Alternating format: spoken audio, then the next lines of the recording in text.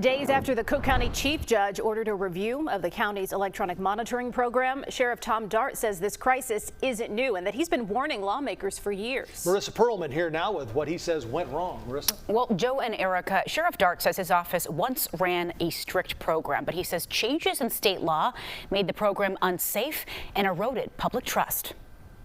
If you're going to put people who have violence in their backgrounds out, you need to have a strict program. You can't let people just sort of run free. We asked Sheriff Tom Dart about Cook County's electronic monitoring program, a program he ran for decades until that ended in April. Apparently, people didn't like how we ran it.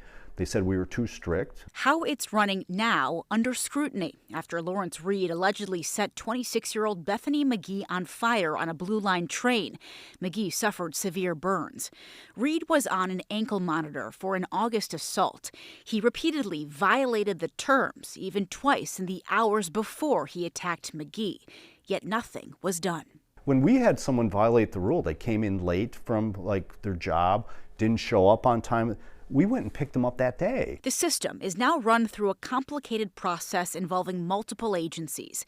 Dart says once the Illinois law, the Safety Act, came into play, he told lawmakers he couldn't run the program. I'm not going to run a program where I'm basically lying to people saying everything's great here, they're being watched all the time, when I know I have to shut it off 2 days a week. Here's what he means. The Safety Act gives offenders on electronic monitoring 2 days a week where they don't get monitored. Their movements are recorded, but no one is watching in real time. We wanted to know who is being monitored this way. The most recent data from November shows 25% were violent offenders.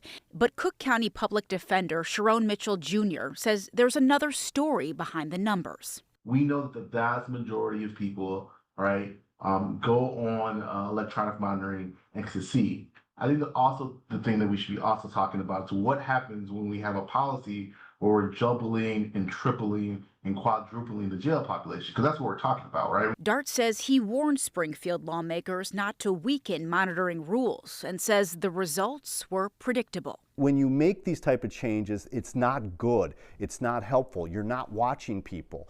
And then if bad things happen, people will be saying, I wonder how that happened. I was like, what do you mean? What do you mean? We told you.